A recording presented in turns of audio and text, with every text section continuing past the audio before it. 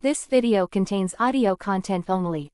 There are no visual elements or images accompanying the audio. If you're expecting to see video footage, please note that this is an intentional audio-only presentation. We recommend listening to this content rather than watching the screen. Thank you for your understanding and enjoy the audio. Welcome, curious minds and seekers of knowledge. Today, we're embarking on a fascinating journey into the world of the Druze, a unique and often misunderstood religious and ethnic group that has captivated scholars and intrigued outsiders for centuries. Nestled primarily in the mountainous regions of the Levant, the Druze have managed to preserve their distinct identity and beliefs despite centuries of persecution, political upheaval, and the pressures of modernization. In this exploration, we'll unravel the mysteries surrounding the Druze, delve into their rich history, examine their enigmatic beliefs, and discover how this small but resilient community has navigated the complexities of the modern world. From their origins in 11th century Egypt to their present-day communities scattered across the globe, the story of the Druze is one of perseverance, adaptation, and a fierce commitment to their unique way of life. We'll journey through the mist-shrouded mountains of Lebanon, Syria, and Israel, where Druze villages have stood for centuries as bastions of their faith and culture. We'll explore the intricate tapestry of Druze beliefs, a fascinating blend of monotheism, Greek philosophy, and esoteric wisdom that sets them apart from other religious traditions. Along the way, we'll encounter colorful characters, uncover surprising facts, and challenge common misconceptions about this enigmatic community. But our exploration won't stop at the borders of the Middle East.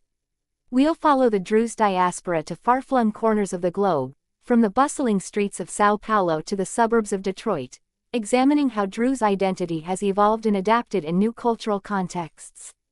We'll also dive into cutting-edge genetic research that's shedding new light on the origins and ancestry of the Druze people, with some surprising findings that challenge long-held assumptions. Throughout our journey, we'll grapple with the challenges facing the Druze in the 21st century, from the pressures of assimilation and intermarriage to the existential threats posed by ongoing conflicts in the Middle East. We'll meet Druze individuals who have made their mark on the world stage, from pioneering scientists to influential politicians, and explore how they've balanced their traditional heritage with the demands of modern life. So, whether you're a student of comparative religion, a history buff, or simply someone fascinated by the rich tapestry of human culture, I invite you to join me on this illuminating expedition into the world of the Druze. Prepare to have your assumptions challenged, your curiosity piqued, and your understanding of this remarkable community transformed. Let's begin our journey into the heart of Druze culture and history. 1. Origins and history of the Druze people. Our story begins in the tumultuous world of 11th century Egypt, where the seeds of the Druze faith were first sown amidst the political and religious ferment of the Fatimid Caliphate. It was the year 1017 CE, and the sixth Fatimid Caliph, Al-Hakim bi-Amr Allah, was at the height of his power. Known for his eccentric and often brutal rule, Al-Hakim would become a central figure in the foundation of the Druze faith. Picture the bustling streets of Cairo, a city at the crossroads of civilizations, where ideas from across the Islamic world collided and merged. It was in this crucible of intellectual and spiritual exploration that a group of Ismaili Shia theologians began to develop a new and radical interpretation of Islam. At the center of this movement were two figures, Hamza ibn Ali ibn Ahmad, a brilliant and charismatic preacher, and Muhammad al-Darazi, whose name would eventually be associated with the faith, much to the chagrin of its followers. These early Druze missionaries preached a doctrine that was revolutionary for its time. They declared that Al-Hakim was not just a divinely appointed ruler, but an actual manifestation of the divine on earth. This idea, known as divine incarnationism, would become a cornerstone of Druze theology. But it was also deeply heretical to mainstream Islam, and it wasn't long before the movement faced fierce opposition. The story takes a dramatic turn in 1021 when Al-Hakim mysteriously disappeared while taking one of his legendary nighttime rides in the hills outside Cairo. Some say he was assassinated, others claim he went into occultation, similar to the Twelver Shia belief about the 12th Imam. For the early Druze believers, this event took on cosmic significance. They believed that Al-Hakim had not died but had withdrawn from the world to test the faith of his followers. To this day, many Druze believe that Al-Hakim will return at the end of times to usher in an era of justice and peace. In the wake of Al-Hakim's disappearance, the nascent Druze movement faced severe persecution. Al-Hakim's successor, Ali az-Zahir, launched a brutal crackdown on the faith, forcing its adherents to flee Egypt. It was during this period of exile and hardship that the Druze faith truly took shape. Hamza ibn Ali and his disciples codified their beliefs in a series of epistles known as the Rasail al-Hikmah, or Epistles of Wisdom, which remain the core texts of Druze theology to this day. The Druze found refuge in the mountainous regions of the Levant, particularly in what is now Lebanon, Syria, and Israel. These rugged, isolated areas provided natural fortresses where the Druze could practice their faith in relative safety and develop their distinct culture. It's a testament to the resilience of the Druze that they not only survived this period of persecution but thrived, establishing strong communities that have endured for nearly 1,000 years. One of the most fascinating aspects of early Druze history is the way they navigated the complex political landscape of the medieval Middle East. Despite their origins as a persecuted minority, the Druze quickly developed a reputation as fierce warriors and skilled diplomats. They formed alliances with various powers, including the Crusaders, the Mamluks, and later the Ottomans, always with an eye towards preserving their autonomy and way of life. A pivotal moment in Druze history came in the 17th century with the rise of Fakhr al-Din II, a Druze emir who managed to carve out a semi-independent state in Mount Lebanon. Fakhr al-Din was a remarkable figure, a skilled military commander, a canny politician, and a patron of the arts who brought Renaissance influences to the Levant. He even traveled to Italy and corresponded with the Medici family, seeking European support against the Ottomans. Although his reign ended in tragedy, he was eventually captured and executed by the Ottomans. Fakhr al-Din's legacy lived on in the collective memory of the Druze as a golden age of power and cultural flourishing. The 19th century brought new challenges for the Druze, as the Ottoman Empire's grip on the Levant began to weaken. This period saw a series of conflicts between the Druze and their Maronite Christian neighbors in Mount Lebanon, culminating in the bloody events of 1860. What began as a peasant uprising against Druze landowners spiraled into a full-scale sectarian conflict that drew in outside powers and resulted in thousands of deaths on both sides. The aftermath of this conflict saw the establishment of the Mount Lebanon Mutasarrifate, a semi-autonomous region under Ottoman rule that laid the groundwork for modern Lebanon. As we move into the 20th century, we find the Druze playing significant roles in the nationalist movements that swept the Middle East following the collapse of the Ottoman Empire. In Syria, Sultan al-Atrash led a major revolt against French rule in 1925, becoming a hero of Syrian independence. In Lebanon, Druze leaders like Kamal Jumblat became key players in the country's complex sectarian politics. And in what would become Israel, the Druze made the fateful decision to side with the Jewish forces during the 1948 war, a choice that would have profound implications for their status in the new state. Today, the Druze number around 1 million worldwide, with the largest communities found in Syria, Lebanon, and Israel. Their journey from a persecuted sect in medieval Egypt to a respected minority in several modern nation-states is a testament to their resilience, adaptability, and unwavering commitment to their unique identity. As we'll explore in later sections, this rich history continues to shape Druze culture and identity in profound ways, even as they face new challenges in the 21st century. 2. Unique religious beliefs and practices. Now that we've traced the historical journey of the Druze, let's delve into the heart of what makes this community truly unique: their religious beliefs and practices. The Druze faith is a tapestry woven from many threads, incorporating elements of Islam, Greek philosophy, Gnosticism, and even hints of Hinduism and Buddhism. The result is a belief system that defies easy categorization and continues to fascinate scholars and outsiders alike. At the core of Druze theology is a radical interpretation of monotheism. The Druze believe in one God, but their conception of the divine is abstract and transcendent to a degree that surpasses even the strictest interpretations of Islamic or Jewish monotheism. For the Druze, God is beyond all attributes and descriptions. Even to say that God exists is seen as limiting the divine, because existence itself is a category that applies to created things. This absolute unity and transcendence of God is reflected in the very name the Druze use for themselves, Al-Muwahhidin, which means the Unitarians, or those who uphold divine unity. Another central tenet of Druze belief is the concept of reincarnation, which sets them apart from mainstream Islamic and Christian theology. The Druze believe that the soul is immortal and goes through successive cycles of rebirth until it reaches perfection and union with the divine. This belief has profound implications for Druze ethics and social practices. For example, it reinforces the importance of treating others well, as the person you wrong in this life might be reborn as your child in the next. It also helps explain the Druze prohibition on conversion. They believe that all Druze souls were created at the beginning of time, and thus one can only be born Druze, not convert to the faith. The Druze religion is notable for its esoteric nature. While all Druze are considered initiated into the faith by virtue of their birth, there's a distinction between the majority of lay believers, known as the Jahil, ignorant, and a smaller group of initiated elite known as the Uqqal, knowledgeable.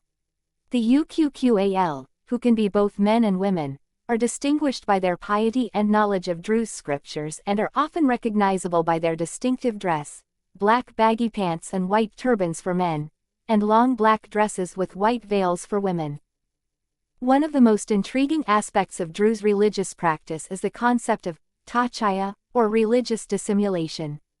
This principle allows Druze to outwardly adopt the customs and even religious practices of the dominant culture around them while maintaining their true beliefs in secret. Historically, this has been a crucial survival strategy for a minority faith often facing persecution. It's not uncommon to find Druze who might publicly identify as Muslim or Christian while privately adhering to Druze beliefs. The Druze have a rich tradition of symbolism and allegory in their religious texts and practices. Take, for example, the Druze star, a five-colored star that represents the five cosmic principles of the Druze faith: mind, green, soul, red, word, yellow, precedent, blue, and immanence, white. Each color and point of the star is rich with meaning, reflecting the complex cosmology of Druze belief. One of the most fascinating and little-known aspects of Druze religious practice is their veneration of Jethro, the father-in-law of Moses. Known to the Druze as Shwaib, he is considered one of their greatest prophets. The tomb of Nabi Shwaib, located near Tiberias in Israel, is a major pilgrimage site for Druze. Every April, tens of thousands of Druze gather there for a festive celebration, blending religious observance with community bonding and even political discussions. The Druze faith also incorporates a unique concept of divine manifestation through human form. They believe that the divine has manifested in human form multiple times throughout history, with Al-Hakim by Amr Allah being the final and most complete manifestation. This belief bears some similarity to Christian ideas about the incarnation of God in Jesus, or certain Shia beliefs about their imams, but the Druze take it in a unique direction.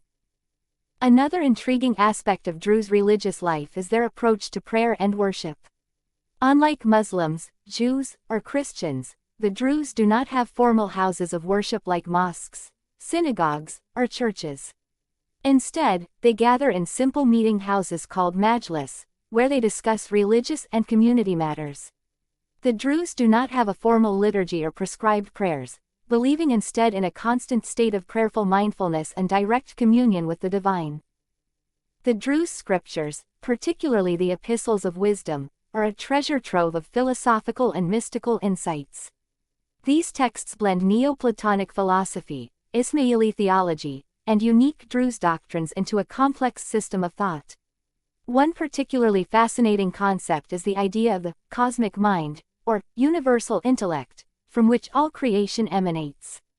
This bears some similarity to Neoplatonic ideas about the emanation of reality from the One, but the Druze give it their own unique interpretation. It's worth noting that many aspects of Druze belief remain secret, known only to the initiated Uqqal. This secrecy has led to much speculation and sometimes wild rumors about Druze practices. However, it's important to approach these claims with skepticism and respect for the community's privacy. The secrecy surrounding certain Druze beliefs is not about hiding nefarious practices, but about preserving sacred knowledge that they believe could be misunderstood or misused if widely disseminated. In practice, Druze religious life is characterized by a strong emphasis on ethics and social responsibility. The faith teaches the importance of truthfulness, brotherhood, and abandonment of all forms of polytheism and injustice. Druze are expected to abstain from alcohol and tobacco, and to lead lives of modesty and moral uprightness. These ethical teachings, combined with their belief in reincarnation and the unity of all existence, foster a strong sense of community and mutual support among the Druze. As we conclude this exploration of Druze religious beliefs and practices, it's clear that we've only scratched the surface of this rich and complex faith tradition. The Druze religion, with its blend of monotheism, philosophy, and mysticism, offers a unique perspective on the divine and humanity's place in the cosmos. As we'll see in later sections, these beliefs have profound implications for Druze culture, social structure, and their interactions with the wider world. 3. Unraveling Druze mysteries. Separating fact from fiction. As we've seen, the Druze faith is a tapestry of complex beliefs and practices, many of which are not fully understood by outsiders. This air of mystery, combined with the Druze tradition of secrecy, has led to a proliferation of myths, misconceptions, and sometimes outright fabrications about their beliefs and customs. In this section, we'll attempt to unravel some of these mysteries, separating fact from fiction and comparing Druze beliefs with those of other religions. One of the most persistent myths about the Druze is that they worship Al-Hakim by or Allah as a god. This misconception likely stems from the Druze belief in Al-Hakim as a manifestation of the divine. However, it's crucial to understand that the Druze do not worship Al-Hakim as a deity. Rather, they see him as a human vessel through which the divine revealed itself, similar in some ways to how Christians view Jesus or how some Shia Muslims view their imams. The Druze conception of God remains firmly monotheistic and transcendent. Another common misconception is that the Druze practice a form of devil worship. This bizarre claim likely stems from a misunderstanding of the Druze concept of absolute monotheism. In Druze theology, evil is not a cosmic force opposed to God, as in some dualistic religions, but rather the absence of good. The Druze reject the idea of a personified Satan or any form of devil worship. In fact, their ethical teachings strongly emphasize the rejection of all forms of evil and injustice. There's also a persistent rumor that the Druze have a secret holy book that's never been seen by outsiders. While it's true that some Druze religious texts are kept secret and only accessible to the initiated uqqal, their primary scriptural text, the Epistles of Wisdom, is not a secret document. Copies exist in various libraries and have been studied by scholars. The confusion might arise from the fact that the full meaning of these texts is considered accessible only to those properly initiated into the faith. One intriguing area where Druze beliefs intersect with popular culture is the idea of reincarnation. While the Druze do believe in reincarnation, their conception of it is quite different from the popular New Age or Hindu versions. For the Druze, reincarnation occurs only within the Druze community. A Druze soul will always be reborn as a Druze. This belief has sometimes led to claims of children remembering past lives, which have attracted the attention of parapsychology researchers. However, it's important to approach such claims with scientific skepticism while respecting the cultural beliefs they represent. A particularly sensational myth that has circulated about the Druze is the idea that they have secret occult powers or hidden treasure. These stories often paint the Druze as keepers of ancient mystical knowledge or guardians of fabulous wealth. While it's true that the Druze have preserved unique spiritual teachings, there's no evidence for supernatural powers or hidden riches. These myths likely stem from a combination of the community's secretive nature and the human tendency to romanticize the unknown. Let's take a moment to compare some aspects of Druze beliefs with other religions. The Druze concept of divine unity bears some similarity to the Islamic concept of tawhid, oneness of God, but takes it to an even more abstract level. Their belief in reincarnation might seem to align them with Eastern religions like Hinduism or Buddhism, but the Druze version is quite distinct. Unlike in Hindu or Buddhist thought, where the goal is to escape the cycle of rebirth, Druze see reincarnation as a process of spiritual refinement leading to ultimate union with the divine. The Druze veneration of Jethro, Shwaib, as a prophet provides an interesting point of comparison with Judaism and Islam. While Jethro appears in the Hebrew Bible and the Quran as Moses' father-in-law and a wise advisor, only in Druze tradition is he elevated to the status of a major prophet. This exemplifies how the Druze have taken elements from other Abrahamic faiths and reinterpreted them in unique ways. One aspect of Druze practice that's often misunderstood is their approach to religious law. Unlike in Judaism or Islam, where detailed religious laws govern many aspects of daily life, the Druze faith focuses more on ethical principles and spiritual understanding. This has sometimes led to the misconception that the Druze are secular, or don't have religious practices. In reality, their approach to religion is simply different, emphasizing inner spirituality over outward ritual. A persistent rumor about the Druze is that they practice some form of secret initiation rites, possibly involving dangerous or immoral acts. This is a classic example of how secrecy can breed wild speculation. In reality, while the details of Druze spiritual instruction are kept private, there's no evidence of any sinister practices. The process of becoming an uqqal, initiated, is more about study, ethical living, and spiritual development than any dramatic ritual. One of the most sensitive topics surrounding the Druze is their relationship to Islam. Are the Druze Muslims? The answer is complex and often politically charged. While the Druze faith originated as an offshoot of Ismaili Shia Islam, most modern Druze do not consider themselves Muslim. However, in some countries, particularly Lebanon and Syria, Druze are often officially classified as Muslims for political and legal purposes. This ambiguity has sometimes led to tension and misunderstanding. An interesting comparison can be made between the Druze concept of taqiyya, religious dissimulation, and similar practices in other persecuted religious minorities. The Jewish Marranos of medieval Spain, who outwardly practiced Christianity while secretly maintaining their Jewish faith, employed a similar strategy. Likewise, some Alawites and Ismailis have historically practiced forms of taqiyya. This highlights how minority faiths throughout history have developed strategies to survive in hostile environments. One of the most persistent myths about the Druze is that they have horns or tails. This absurd claim is a classic example of how fear and misunderstanding of a closed community can lead to bizarre rumors. Needless to say, there's absolutely no truth to this. It's likely a variation on similar myths that have been spread about Jews and other minority groups throughout history. The Druze attitude towards science and reason is worth exploring. Unlike some religious traditions that have come into conflict with scientific discoveries, Druze teachings generally encourage the pursuit of knowledge and rational inquiry. Some scholars have even drawn parallels between certain Druze cosmological concepts and modern scientific theories, though such comparisons should be made cautiously to avoid overinterpretation. A final misconception to address is the idea that the Druze are somehow opposed to modernity or progress. While it's true that the Druze have maintained many traditional practices, they have also adapted to the modern world in numerous ways. Druze can be found in all professions and walks of life, from traditional farmers to cutting-edge scientists and politicians.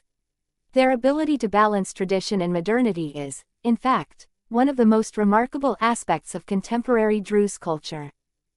As we conclude this exploration of Druze mysteries and misconceptions, it's clear that the truth about this fascinating community is often more nuanced and complex than the myths suggest. The Druze faith, with its unique blend of monotheism, philosophy, and esotericism, defies easy categorization. While many aspects of Druze belief remain private, what we do know paints a picture of a rich spiritual tradition that continues to thrive in the modern world, offering its adherents a unique perspective on life, death, and the nature of the divine. 4. Cultural traditions and community structure. Having explored the religious beliefs of the Druze and dispelled some common myths, let's now turn our attention to the rich tapestry of Druze cultural traditions and the unique structure of their communities. The Druze way of life is a fascinating blend of ancient customs and modern adaptations, all underpinned by a strong sense of communal identity and solidarity.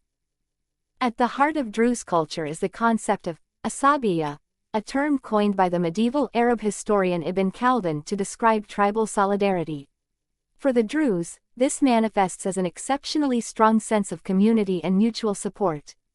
This solidarity has been crucial to the survival of the Druze as a distinct group over the centuries, allowing them to weather persecution and maintain their unique identity even as minority communities in various countries. One of the most striking aspects of Druze culture is their approach to marriage and family life. Endogamy, marrying within the community, is not just encouraged but considered a religious obligation. This practice has helped preserve Druze identity but also presents challenges in the modern world. Imagine the dilemma of a young Druze person living in a country with a small Druze population, trying to balance their desire for a life partner with the expectations of their community. The story of Sarah, a Druze woman from Sydney, Australia, illustrates this challenge. Sarah grew up in a tight-knit Druze community, but as she pursued her career in finance, she found herself increasingly torn between her Druze heritage and her cosmopolitan lifestyle. When she fell in love with a non-Druze colleague, it sparked a family crisis. Ultimately, Sarah chose to marry outside the faith, a decision that led to her being ostracized by some community members but also sparked important conversations about tradition and change within her local Druze circle. Druze wedding ceremonies are colorful affairs that blend religious symbolism with joyous celebration. One unique tradition is the cutting of the groom's hair ceremony. The night before the wedding, the groom's male relatives and friends gather to ceremonially trim his hair and shave his face, symbolizing his transition to married life. This is accompanied by traditional songs and often followed by a festive meal. It's a beautiful example of how everyday activities are imbued with deeper meaning in Druze culture. The role of women in Druze society is an interesting topic that challenges many Western assumptions about Middle Eastern cultures. Druze women generally enjoy more equality and freedom than women in some other Middle Eastern communities. They have the right to initiate divorce, can become religious leaders, uqqal, and are encouraged to pursue education. However, like many cultures, the Druze are grappling with evolving gender roles in the modern world. Consider the story of Amal Nasser el-Din, who in 1989 became the first Druze woman to earn a pilot's license in Israel. Her achievement was groundbreaking not just for Druze women, but for Arab women in Israel more broadly. Amal's story highlights both the opportunities available to Druze women and the challenges they face in breaking new ground. Druze cuisine is another fascinating aspect of their culture, blending Levantine traditions with unique local variations. One iconic Druze dish is mansaf, a feast of lamb cooked in fermented dried yogurt and served over rice or bulgur wheat. The communal nature of Druze culture is reflected in how mansaf is traditionally eaten, from a large shared platter, with diners gathered around it, eating with their right hands.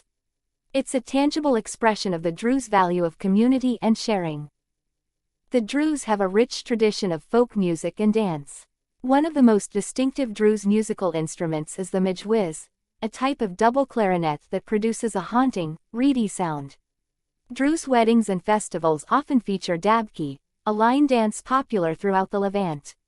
The stamping feet and linked arms of the dabki dancers symbolize unity and solidarity, core Druze values. Education holds a special place in Druze culture. The faith's emphasis on knowledge and understanding translates into a strong cultural value placed on learning. This has led to high educational achievement among Druze communities, often surpassing national averages in the countries where they live. For example, in Israel, Druze students have a higher rate of eligibility for the Bagrut matriculation certificate than the national average. The story of Salim Jubrin, who became the first Arab to hold a permanent seat on Israel's Supreme Court in 2004, exemplifies this Druze commitment to education and achievement. Jubran's rise to one of the highest positions in the Israeli legal system is a source of pride for many Druze and demonstrates their integration and success in Israeli society. The physical layout of traditional Druze villages reflects their communal values and need for defense. Many Druze villages in Lebanon and Syria are built on hilltops or mountainsides, with houses clustered tightly together. This arrangement provided protection in times of conflict and fostered close community ties. Today, even as many Druze live in modern urban settings, this legacy of communal living continues to influence their social interactions. One of the most intriguing aspects of Druze culture is their approach to death and mourning. While death is seen as a transition rather than an end due to their belief in reincarnation, Druze funerals are still solemn affairs. However, excessive displays of grief are discouraged, as they're seen as lacking faith in the continuity of the soul. Instead, Druze mourning practices focus on community support and remembrance of the deceased's good deeds. The Druze community structure is unique, with a clear distinction between the religious elite, uqqal, and the uninitiated majority, jal. This division is not based on heredity or wealth, but on individual choice and perceived spiritual readiness.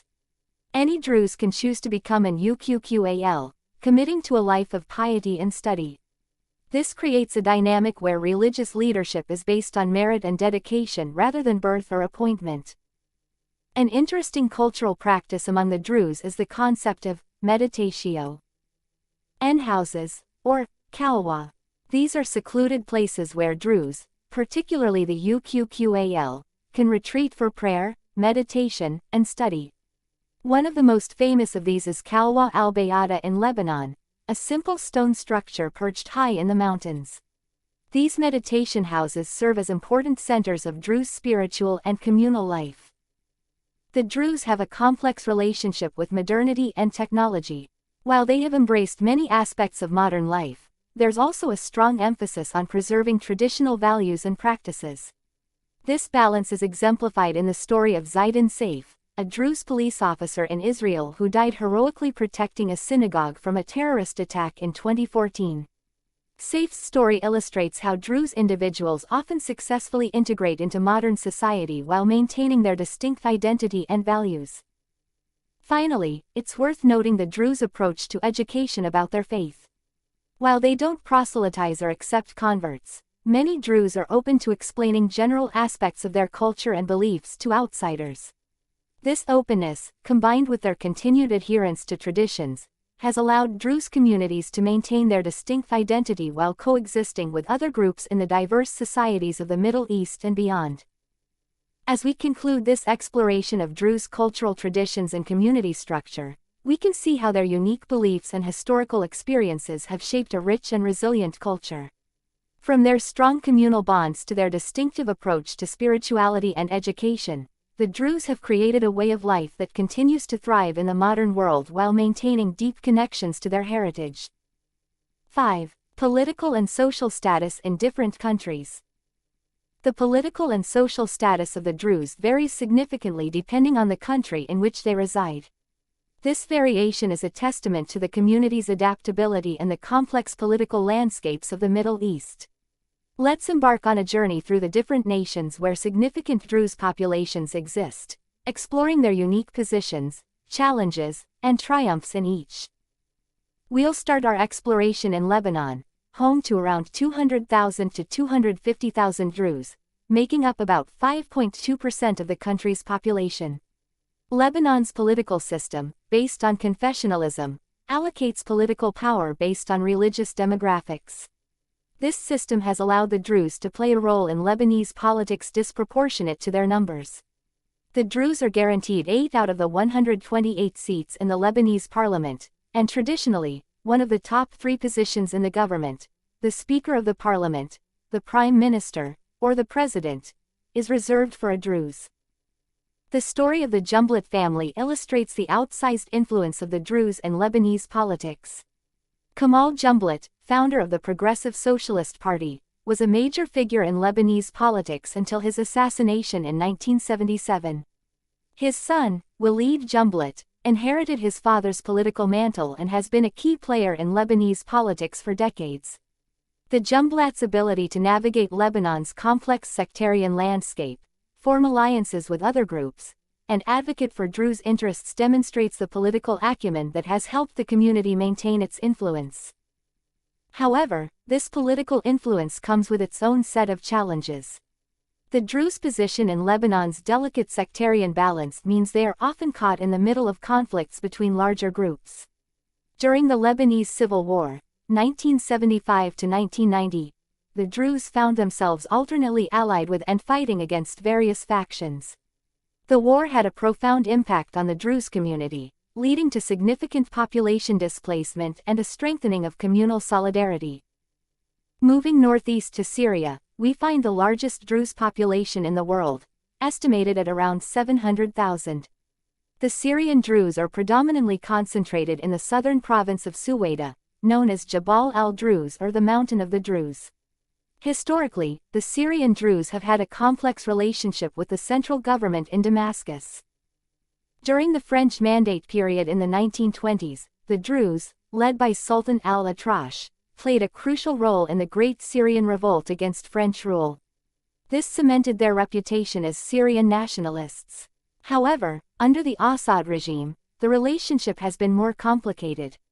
While some Druze have held high positions in the government and military, there have also been periods of tension and distrust.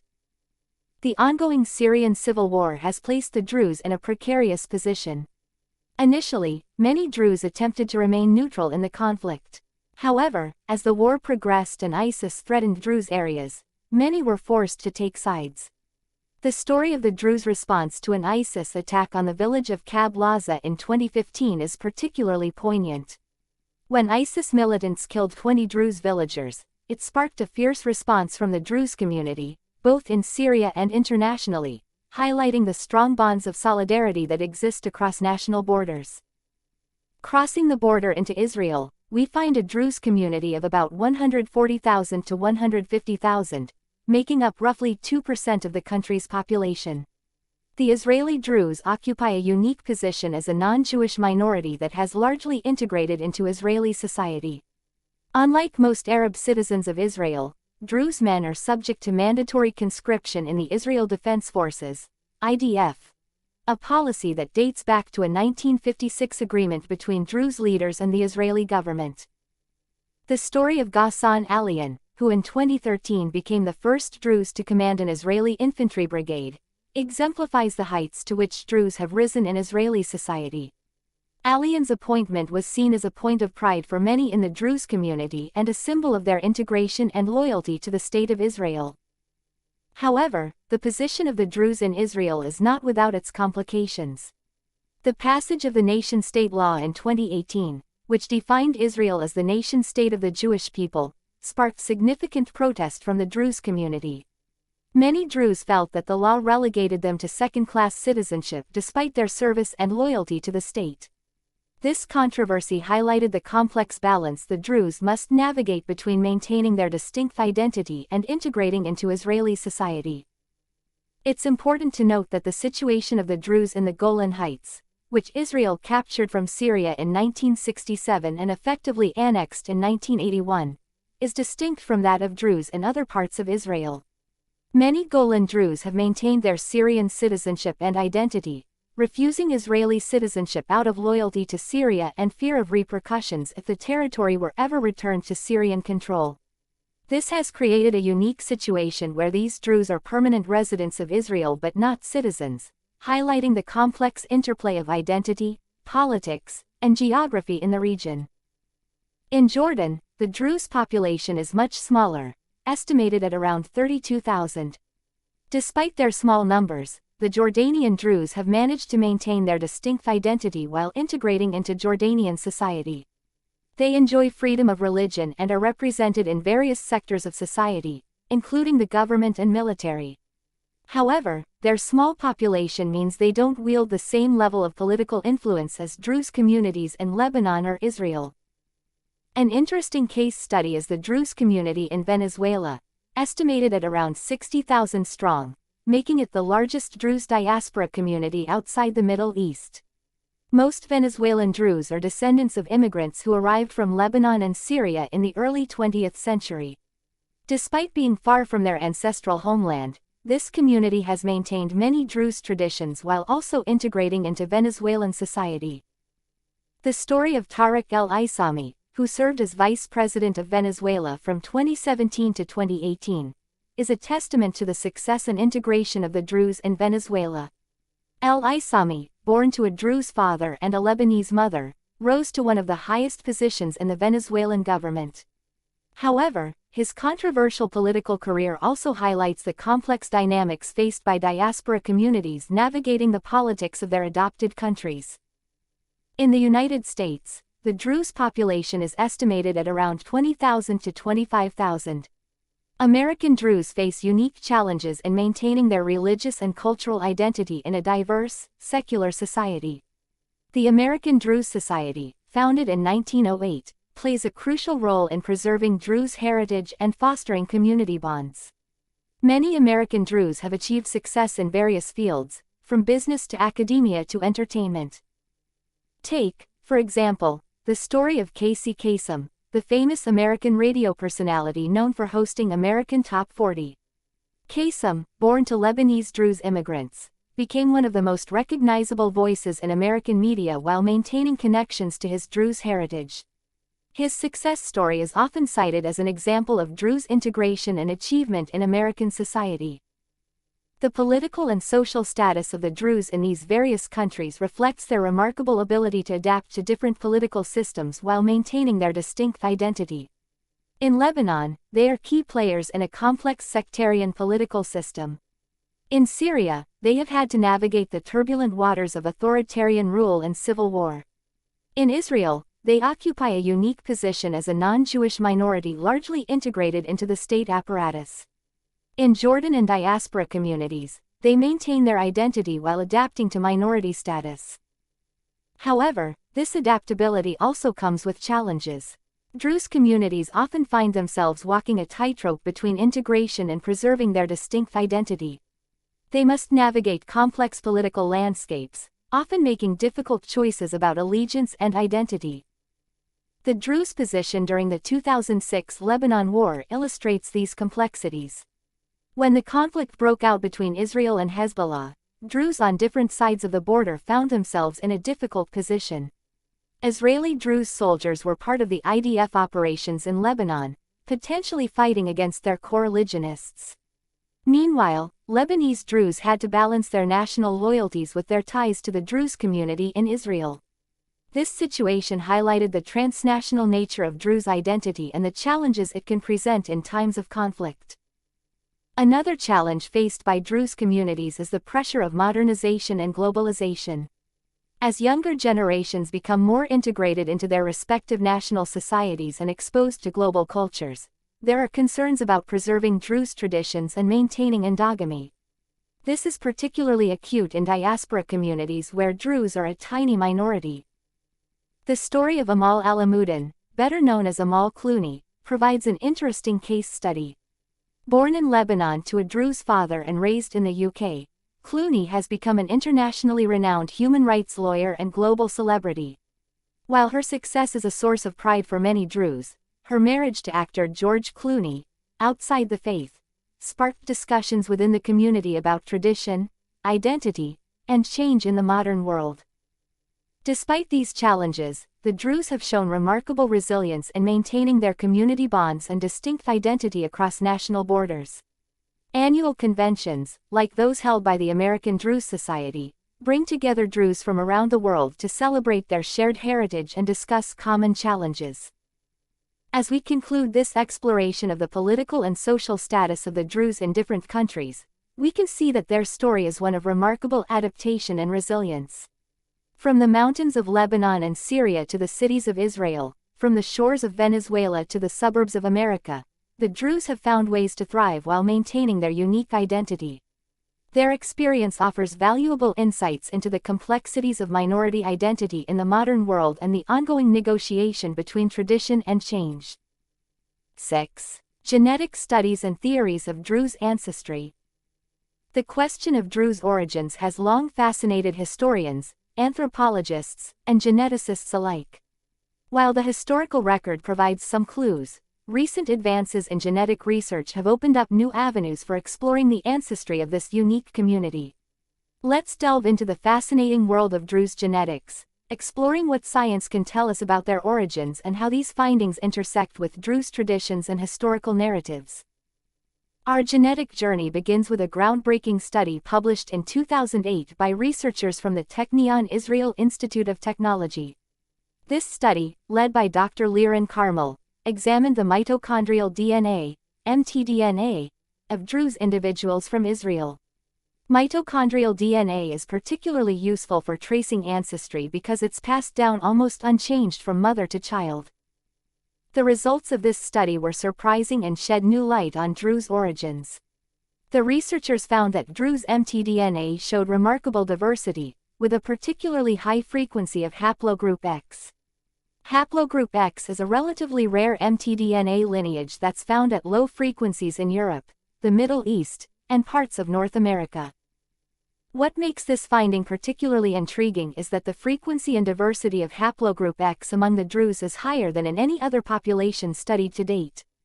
This led the researchers to propose a fascinating theory, that the Druze population might represent a living, genetic sanctuary, preserving genetic lineages that were once more common in the Middle East but have since become rare due to historical events and population movements.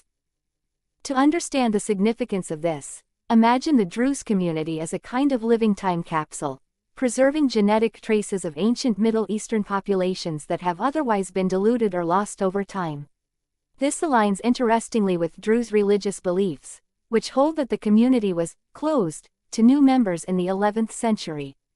If true, this could explain why the Druze have preserved these ancient genetic signatures. But the genetic story of the Druze doesn't end there.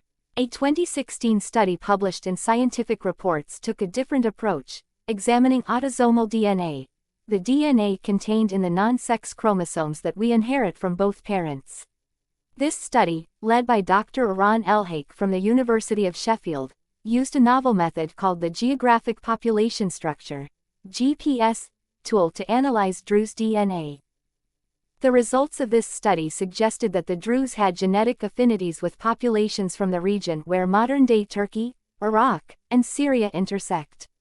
Specifically, the study pointed to the area around Lake Van in eastern Turkey as a possible point of origin for the Druze population.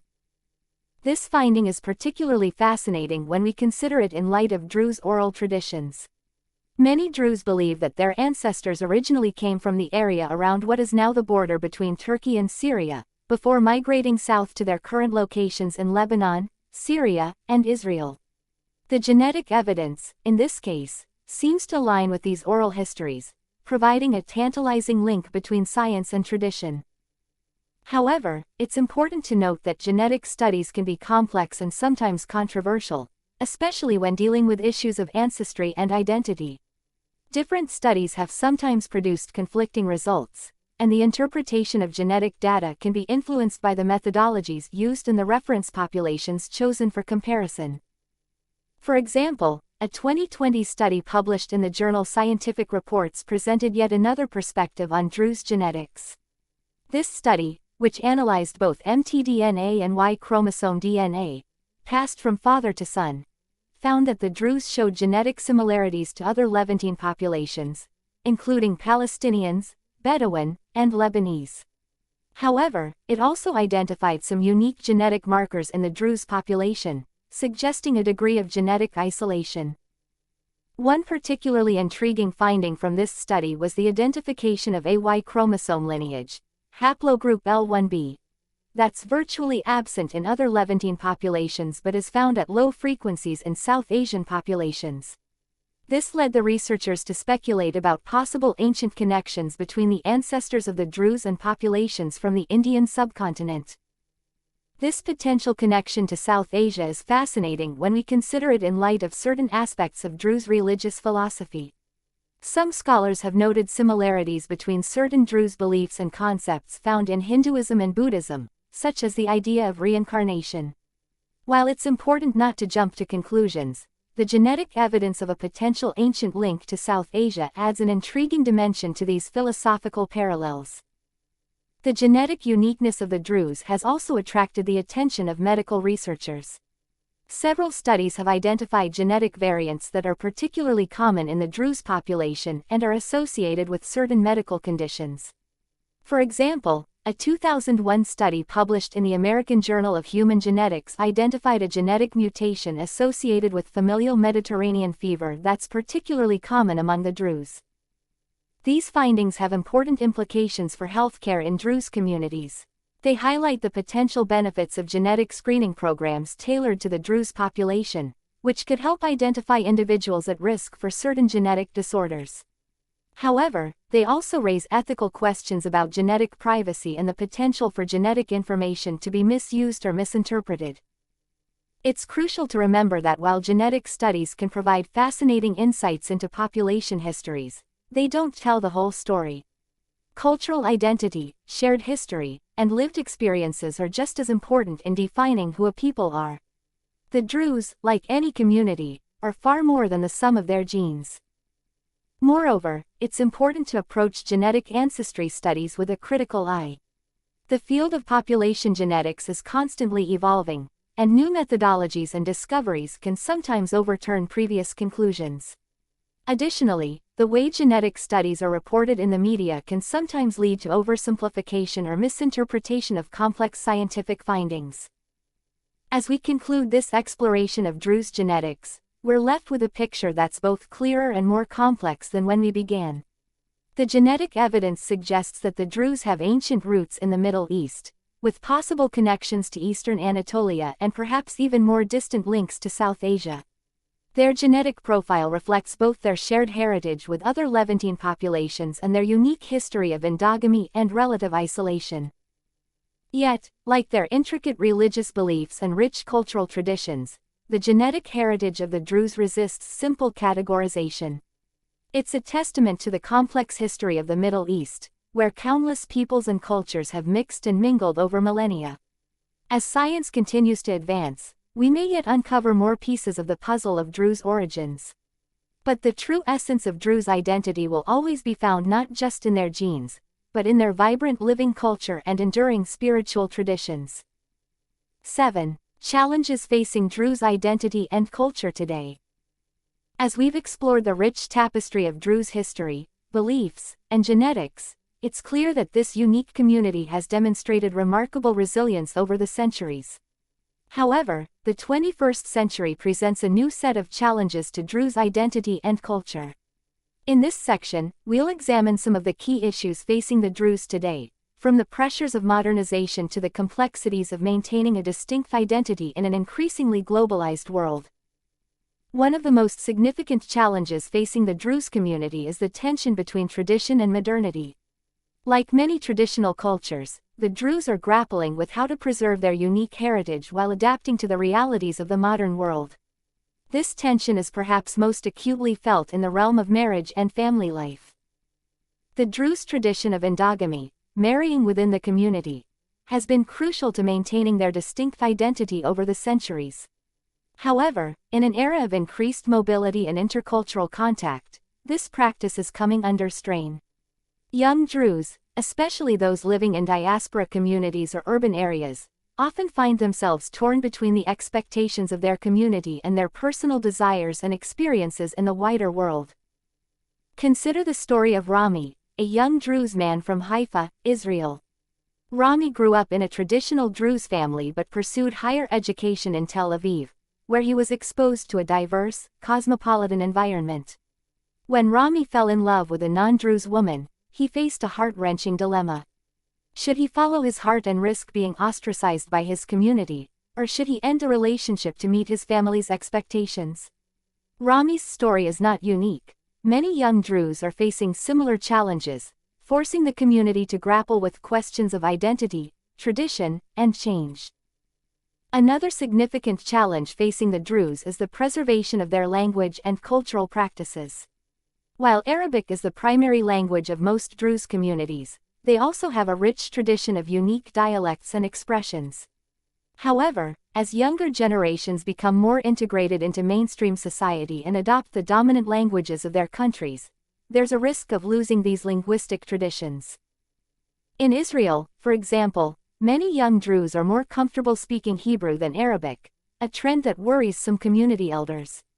In response, there have been efforts to establish Druze heritage centers and language programs to help preserve these cultural elements. The Druze Heritage Center in Daliat al-Carmel, Israel, is one such initiative, offering classes in Druze history, traditions, and dialect to young community members.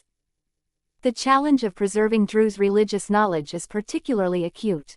The secretive nature of Druze religious teachings means that only a small number of initiated individuals, the UQQAL, have access to the full depth of Druze spiritual wisdom.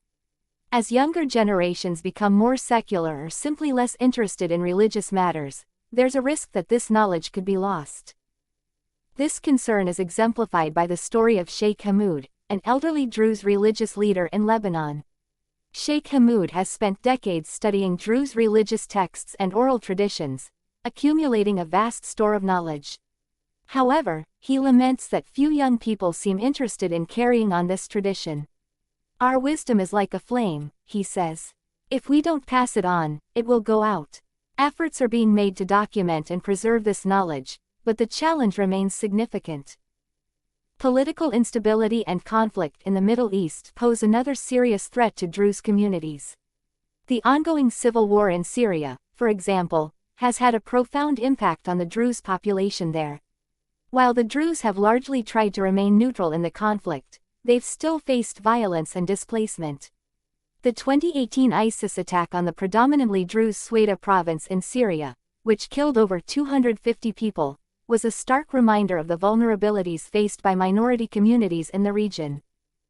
The political situation in Lebanon also presents challenges for the Druze. The country's complex sectarian political system, while giving the Druze a degree of political influence, also locks them into a delicate balancing act between different factions. The ongoing economic and political crisis in Lebanon has put additional strain on all communities, including the Druze. In Israel, while the Druze are generally well integrated, they face their own set of challenges. The passage of the nation-state law in 2018, which defined Israel as the nation-state of the Jewish people, sparked significant protest from the Druze community. Many Druze felt that the law relegated them to second-class citizenship despite their service and loyalty to the state. This controversy highlighted the complex balance the Druze must navigate between maintaining their distinct identity and integrating into Israeli society. The challenge of maintaining Druze identity is particularly acute in diaspora communities. In countries like the United States, Venezuela, or Australia, where Druze are a tiny minority, the pressures of assimilation can be intense. How do you maintain a distinct Druze identity when you're surrounded by a completely different culture? How do you pass on Druze traditions to children who may have never visited their ancestral homelands? The American Druze Society has been at the forefront of addressing these challenges in the United States. They organize annual conventions, youth camps, and cultural events to help maintain community bonds and pass on Druze heritage to younger generations. However, the task remains daunting. As one American Druze put it, "We're like a drop of oil in an ocean of water. How do we keep from dissolving?" Economic challenges also play a role in shaping the future of Druze communities. In many traditional Druze villages, particularly in Lebanon and Syria, there are limited economic opportunities for young people. This has led to significant outmigration, with many young Druze moving to cities or even abroad in search of better prospects. While this can lead to individual success stories, it also risks depleting Druze communities of their youth and vitality. The story of Layla, a young Druze woman from a village in Lebanon's Shuf Mountains, illustrates this challenge. Layla was the first in her family to attend university, studying engineering in Beirut. After graduation, she faced a difficult choice: return to her village where job opportunities in her field were scarce, or pursue a career in the city or abroad. Layla ultimately decided to take a job in Dubai, joining a growing Druze diaspora community there. While she's able to send money back to her family and visits when she can, she worries about the long-term impact of this brain drain on her home community. The challenge of modernization extends to Druze religious practices as well. The traditional division between the religious elite, UQQAL, and the uninitiated majority, JAL, is coming under strain in the modern world. Some younger Druze question the relevance of this division, arguing for a more open and accessible approach to their faith. Others worry that such changes could dilute the essence of Druze spirituality. This tension was brought to the fore in a controversial case in Israel in 2019. A group of young Druze men and women filed a petition with the Israeli Supreme Court, challenging the traditional prohibition on non-UQQAL entering Druze holy sites. While the case was ultimately dismissed, it sparked intense debate within the community about tradition, modernity, and the nature of Druze religious practice in the 21st century. Another significant challenge facing the Druze is the preservation and protection of their historical and cultural sites. Many important Druze shrines and historical locations are located in areas affected by conflict or political instability. For example, the tomb of Nabi Shu'aib, one of the most important Druze pilgrimage sites, is located in Israel near the border with Lebanon, an area that has seen its share of tension and conflict over the years. In Syria, the ongoing civil war has put many Druze historical sites at risk. The ancient city of Shaba in Sweda province, with its rich Druze heritage, has faced threats from both conflict and neglect. The destruction of cultural heritage sites by extremist groups in other parts of Syria has heightened concerns about the vulnerability of these irreplaceable links to Druze history and identity. The digital age presents both opportunities and challenges for the Druze community. On one hand, the internet and social media have allowed Druze from different countries to connect and share their experiences in unprecedented ways. Online forums and social media groups have become important spaces for Druze, especially younger generations, to discuss their identity, share cultural knowledge, and even find potential marriage partners within the community. However, the digital age also poses risks to the traditional Druze emphasis on privacy and discretion, especially regarding religious matters. The story of Ahmad, a young Druze man from Syria, illustrates this dilemma. Ahmad started a YouTube channel to share information about Druze history and culture, aiming to counter misconceptions and promote understanding.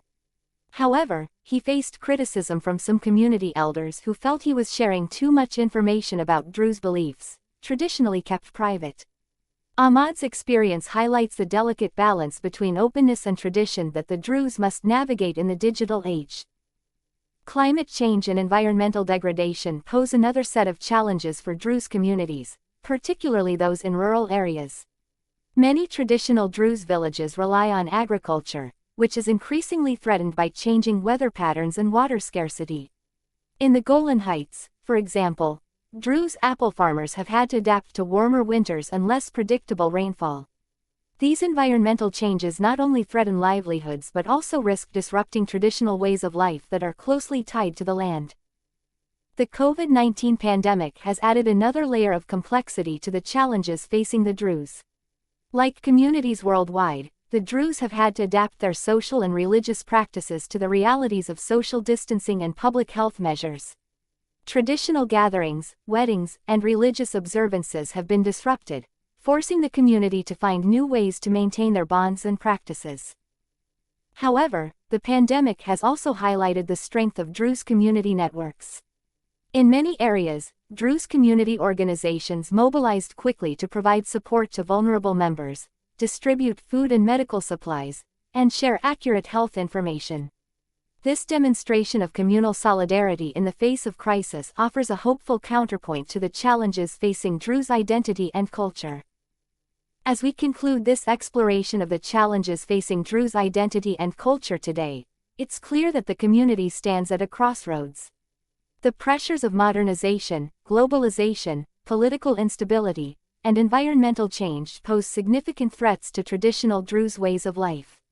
Yet, the Druze have demonstrated remarkable resilience throughout their history, adapting to changing circumstances while maintaining their distinct identity. The key question facing the Druze community today is how to strike a balance between preserving their unique heritage and adapting to the realities of the modern world. Can they find ways to make their traditions meaningful and relevant to younger generations while still maintaining the essence of what makes them Druze? Can they leverage the opportunities of the digital age and global interconnectedness while protecting the privacy and discretion that have long been hallmarks of their community? There are no easy answers to these questions, but the ongoing efforts of Druze individuals and organizations to address these challenges offer reason for optimism. From cultural preservation initiatives to innovative approaches to education and community building, the Druze are actively working to shape their future while honoring their past. As one young Druze activist put it, "Our challenge is not just to preserve our culture like a museum piece, but to keep it alive and relevant in the modern world. We need to be rooted in our traditions, but not chained by them." This sentiment perhaps best encapsulates the task facing the Druze as they navigate the complexities of the 21st century while striving to maintain their unique identity and rich cultural heritage. 8. Notable Druze individuals and achievements. Throughout their history, the Druze have produced many remarkable individuals who have made significant contributions in various fields, from politics and military service to science, arts, and entertainment. These achievements are all the more impressive considering the relatively small size of the Druze population. In this section, we'll explore some of these notable Druze figures and their accomplishments, highlighting how they've shaped not only their own communities but also the wider world.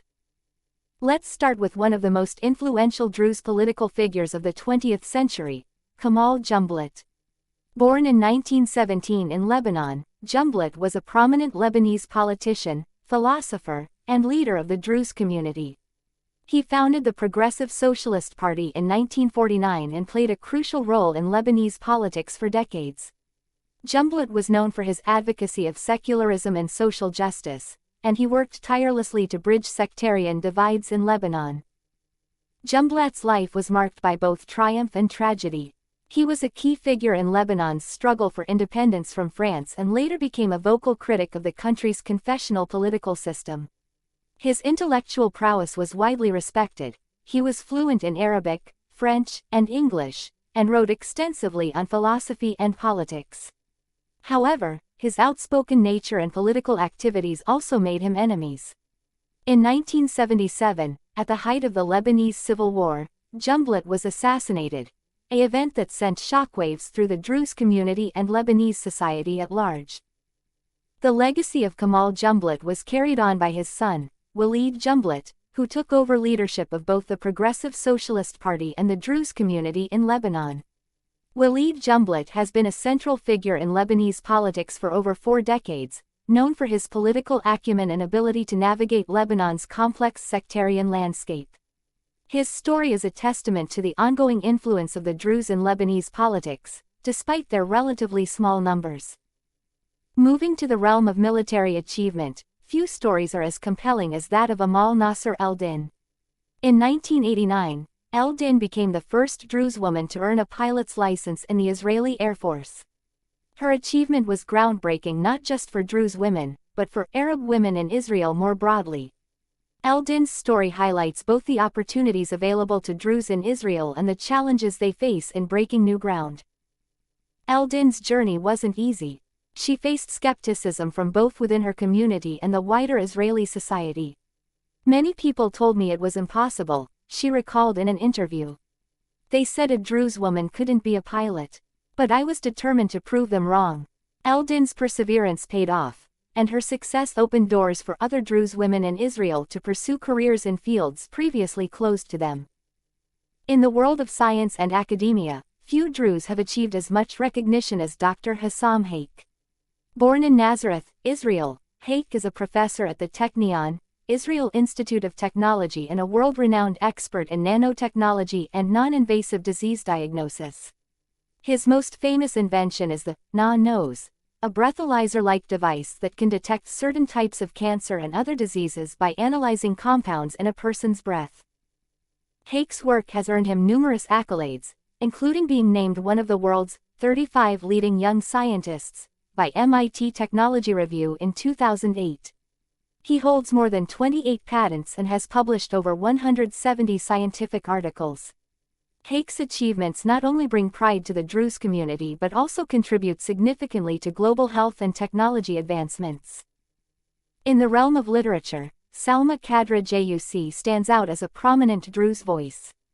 Born in Palestine and later settling in the United States, Juc is a poet, writer, and anthologist who has played a crucial role in bringing Arabic literature to English-speaking audiences. Her anthology, Modern Arabic Poetry, is considered a seminal work in the field. Jayuzi's work bridges cultures and helps to showcase the rich literary traditions of the Arab world, including those of the Druze community. The world of entertainment has also seen notable Druze figures achieve international recognition. Perhaps the most famous is Casey Kasem, born Kamal Amin Kasem to Lebanese Druze immigrants in Detroit, Michigan. Kasem became one of the most recognizable voices in American radio, hosting the popular American Top 40 Inches countdown for decades. Despite his fame, Kasem remained proud of his Druze heritage and used his platform to promote understanding of Arab American issues. In the field of law and human rights, Amal Clooney, née Alamuddin, has gained international prominence. Born in Lebanon to a Druze father and raised in the UK, Clooney is a barrister specializing in international law and human rights.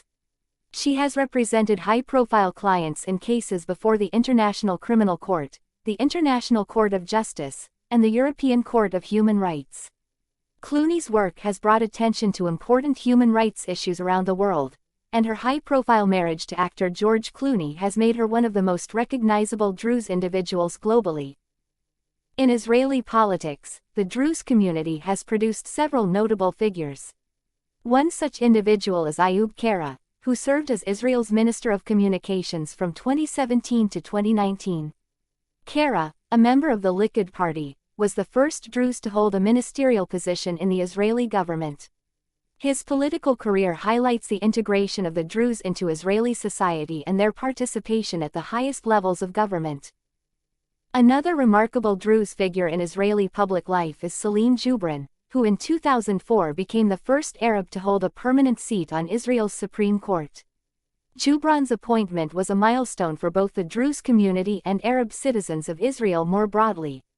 During his tenure, which lasted until his retirement in 2017, Jubrin was known for his thoughtful jurisprudence and his efforts to bridge gaps between different segments of Israeli society. In the world of sports, Zidane Saif stands out as a symbol of Druze heroism and sacrifice. Saif was a Druze police officer in Israel who was killed in 2014 while responding to a terrorist attack on a synagogue in Jerusalem. Saif's bravery in the line of duty earned him posthumous honors and highlighted the Druze community's commitment to Israeli society. His funeral was attended by thousands, including top Israeli officials, in a powerful display of unity between the Druze and Jewish communities. The field of diplomacy has also seen notable Druze contributions. Bahij Mansour, for example, became Israel's first Druze ambassador when he was appointed as envoy to Angola in 2008. Mansour's appointment was seen as a significant step in recognizing the Druze community's role in Israeli society and foreign affairs. In the realm of education, Dr. Yusuf Algrawi has made significant contributions. Algrawi, a Druze from the Golan Heights, became the first member of his community to earn a PhD in Israel. He has since dedicated his career to improving educational opportunities for Druze youth, working to increase. In the realm of education, Dr. Yusuf Algrawi has made significant contributions. Algrawi, a Druze from the Golan Heights, became the first member of his community to earn a PhD in Israel. He has since dedicated his career to improving educational opportunities for Druze youth, working to increase college enrollment rates and promote science education in Druze schools. His efforts have helped to raise the educational profile of the Druze community in Israel and opened new opportunities for younger generations. The world of business has also seen notable Druze successes. One standout figure is Imad Kreidon, a Lebanese-American entrepreneur who founded several successful technology companies in Silicon Valley. Kreidon's journey from a small Druze village in Lebanon to the heart of America's tech industry is a powerful story of ambition and achievement. He's used his success to give back to his community, funding educational initiatives for Druze youth and promoting entrepreneurship within the community. In the field of medicine, Dr. Salman Zaka has made headlines for his work in public health. Zaka, a Druze from the Galilee region of Israel, became the first Druze to be appointed as Director General of a government hospital in Israel when he took the helm of Ziv Medical Center in Safed. His leadership during the COVID-19 pandemic earned him national recognition, and in 2021 he was appointed as Israel's national coronavirus czar. Saka's achievements highlight the significant contributions of Druze professionals to Israel's healthcare system. The arts have also seen notable Druze contributions. Amal Merkis, a Palestinian Druze singer from Israel, has gained international acclaim for her powerful voice and her music that blends traditional Arabic styles with contemporary influences. Merkis has used her platform to promote cultural understanding and to address social and political issues affecting Arab citizens of Israel. In the world of journalism, Ghader Kamal Marie has broken new ground. In 2017, she became the first Druze woman to anchor a Hebrew-language news broadcast in Israel. 2 years later, she entered politics and was elected to the Knesset, becoming the first female Druze member of Israel's parliament. Kamal Marie's dual career in media and politics has made her a powerful voice for the Druze community and a role model for young Druze women. The achievements of these individuals and many others like them demonstrate the significant impact the Druze have had across various fields, often far beyond what might be expected from such a small community. Their success stories serve multiple purposes. They bring pride to the Druze community, help to preserve and promote Druze identity, and often serve as bridges between the Druze and other communities. However, it's important to note that these high-profile success stories, while inspiring, don't tell the whole story of the Druze experience. For every Druze individual who achieves international recognition, there are countless others who make important contributions to their local communities in less visible ways. The Druze teacher educating the next generation, the community leader organizing mutual aid efforts, the small business owner providing jobs and services. These individuals are equally vital to the fabric of Druze society. Moreover, the achievements of these notable Druze figures often come with complex personal and communal dynamics.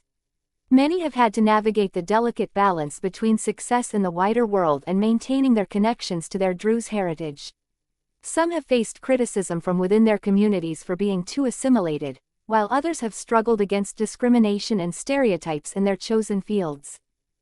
Take, for example, the story of Rima Faki, who in 2010 became the first Arab American, and Druze, woman to win the Miss USA pageant.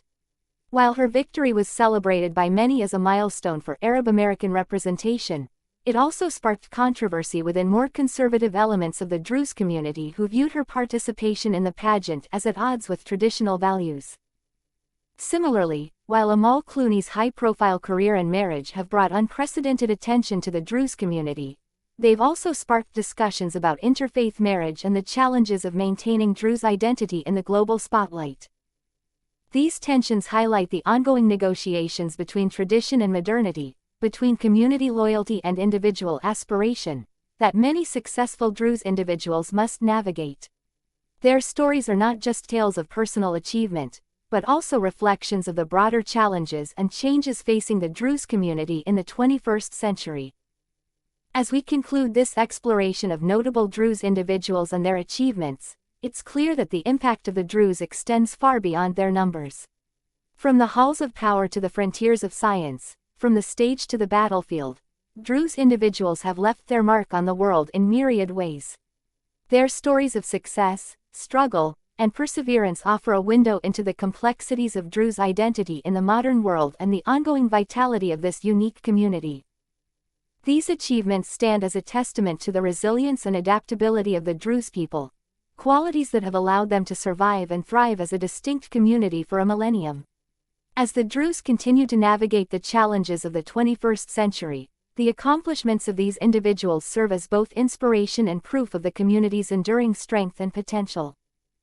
In the end, perhaps the greatest achievement of the Druze is not any individual accomplishment, but the collective success of maintaining their unique identity and traditions while actively engaging with and contributing to the wider world. It's a delicate balance, but one that the Druze, as exemplified by these notable individuals, have managed with remarkable grace and success. As we conclude our journey through the fascinating world of the Druze, it's clear that this small but resilient community offers profound insights into the complexities of identity, faith, and cultural preservation in our rapidly changing world. The story of the Druze is not just a tale of a unique religious minority, but a microcosm of the challenges and opportunities facing traditional cultures in the age of globalization. From their origins in 11th century Egypt to their present-day communities scattered across the globe, the Druze have demonstrated an remarkable ability to adapt to changing circumstances while maintaining their distinct identity.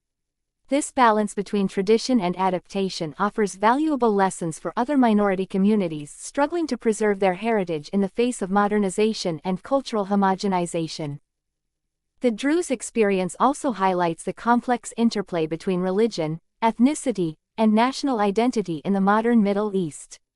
As we've seen, Druze communities in different countries have developed varying relationships with their host societies, from the integrated but distinct position of Druze in Israel to the influential but sometimes precarious status of Druze in Lebanon. These diverse experiences offer a nuanced perspective on the challenges of minority integration and the potential for pluralistic societies in the region. The genetic studies of Druze origins we explored not only shed light on the community's history but also raise fascinating questions about the nature of identity itself. Are we defined by our genes, our beliefs, our cultural practices, or some combination of these? The Druze, with their unique genetic profile and strong cultural identity, offer a compelling case study for these broader questions of human identity and belonging. As we've discussed the challenges facing Druze identity and culture today, we've touched on issues that resonate far beyond this one community: the impact of globalization on traditional cultures, the challenges of maintaining minority identities in diverse societies, the tension between tradition and modernity.